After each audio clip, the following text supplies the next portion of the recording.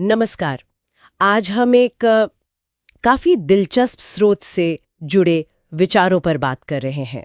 किताब है the inspirational wife, a husband's guiding light. जी। और सवाल ये है कि इस नजरिए से एक पत्नी अपने पति के लिए प्रेरणा की मशाल कैसे बन सकती है, और ये भूमिका इतनी अहम क्यों मानी गई है। हाँ, तो आज हम इसी प्रेरणादायक भूमिका की परतें खोलेंगे, जैसा इस सामग्री में बताया गया है। बिल्कुल। और शादी पर इसके असर को भी समझने की कोशिश करेंगे। तो शुरुआत कहाँ से करें? चलिए जॉन और एलीन की कहानी से शुरू करते हैं। जॉन है जो काम से बिल्कुल थका हुआ, भविष्य की चिंता में डूबा हुआ घर लौटता है। और उसकी पत्नी एलीन घर के कामों में लगी है, लेकिन फिर भी वो एक मुस्कान, गर्मजोशी से उसका स्वागत करती है। अच्छा। तो इस लेख के मुताबिक एलीन का ये अंदाज, उसका विश्वास और प्रशंसा जॉन की सारी थकान, सारी निराशा जैसे मिटा देता है। उसे एक नई हिम्मत मिलती है। हाँ, ये कहानी बिल्कुल स्रोत के मर्म तक ले जाती है। लेखक का मानना है कि महिलाओं में पुरुषों को प्रेरित करने की एक खास मतलब ईश्वर प्रदत्त शक्ति होती है। अच्छा, ईश्वर प्रदत्त। जी।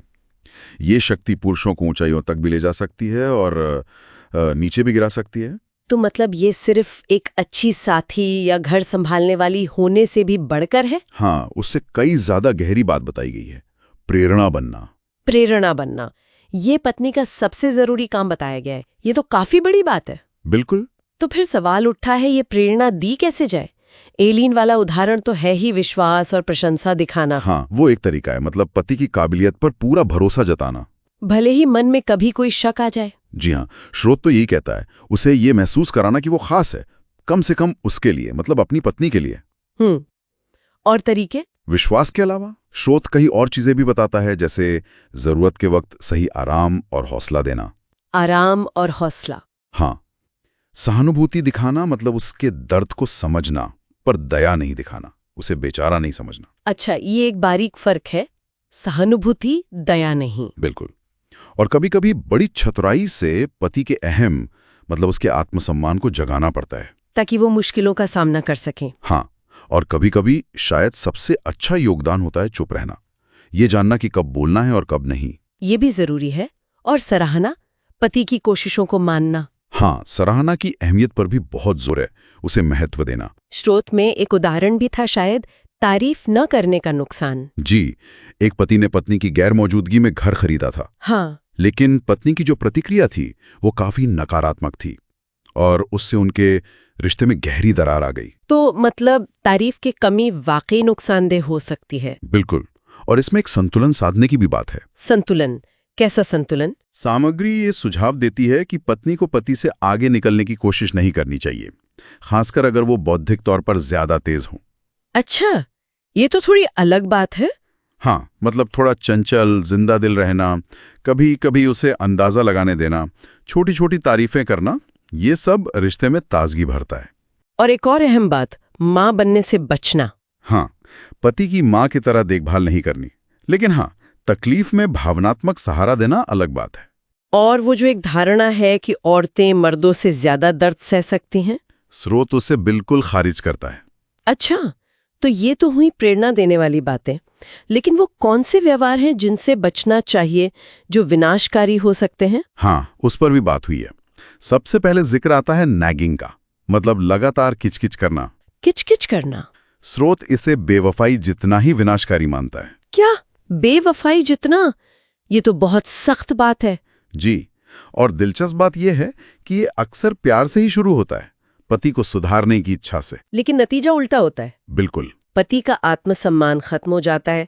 वो उदाहरण याद है ना, वो आदमी जो पत्नी की रोज की शिकायतों से बचने के लिए शराब खाने जाने लगा था। हाँ हाँ। तो इसका हल क्या है? किचकिच की जगह अच्छे मिजाज वाला मजाक, हल्के फुल्के मजाक का सुझाव है, जैसे लेखक की माँ करती थी। और कोई विनाशकारी रवैया? एक और है स्वार्थी महत्वाकांक्षा। स्वार्थी महत्वाकांक्षा मतलब जब पत्नी पति की कामयाबी को सिर्फ अपनी ख्वाहिशें पूरी करने का जरिया समझने लगे, पैसा, रुतबा वगैरह। अच्छा, वो नर्स को उदाहरण था ना, जिसने डॉक्टर पति को अपनी महत्वाकांक्षाओं के लिए इतना धकेला कि आखिरकार रिश्ता ही टूट गया। लेखक जोर देता है कि सच्ची महत्वाकांक्षा पति के लिए होनी चाहिए, पति के जरिए नहीं। ये अहम फर्क है, पति के लिए न कि पति के जरिए। जी। और इसी तरह पति की तुलना बार बार अपने पिता से करना और उसे कम आंकना, ये भी नुकसानदेह है, बहुत ज्यादा। उस शख्स का उदाहरण है जो इसलिए ज्यादा पीने लगा था क्योंकि पत्नी उसे अपने पिता जैसा काबिल नहीं समझती थी। उसे अपनी ही पत्नी की नजरों में कमतर महसूस होता था। ये बातें तो वाकई सोचने वाली हैं। अच्छा, एक सवाल और, क्या इस तरह की लगातार प्रेरणा से पति का अहंकार मतलब ईगो नहीं बढ़ जाएगा? देखिए, यहाँ लेखक एक जरूरी फर्क बताता है। क्या? उसके मुताबिक सच्ची प्रेरणा अहंकार को नहीं बढ़ाती। अहंकार तो असुरक्षा से आता है। अच्छा। एक प्रेरित पति का ध्यान खुद पर नहीं होता, बल्कि अपनी प्रेरणा के स्रोत पर होता है, मतलब अपनी पत्नी पर। वो उसकी प्रशंसा और विश्वास को बनाए रखने के लिए प्रेरित महसूस करता है, अपनी बड़ाई के लिए नहीं। नहीं। समझ गई।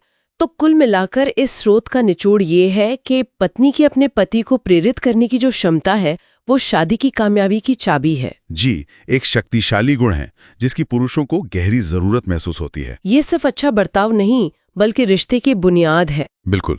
और यहीं पर आकर एक विचारणीय सवाल खड़ा होता है। क्या? कि अगर ये प्रेरणा इतनी ही शक्तिशाली और जरूरी है जैसा ये स्रोत कहता है, तो एक महिला अपनी निजी जरूरतों, अपनी महत्वाकांक्षाओं और अपनी चुनौतियों के साथ इस प्रेरणादायक भूमिका का संतुलन कैसे बनाए? हाँ, ये तो है। क्या हर वक्त मजबूत और प्रेरणादायक बने रहने का दबाव कुछ अवास्तविक सा नहीं हो जाता?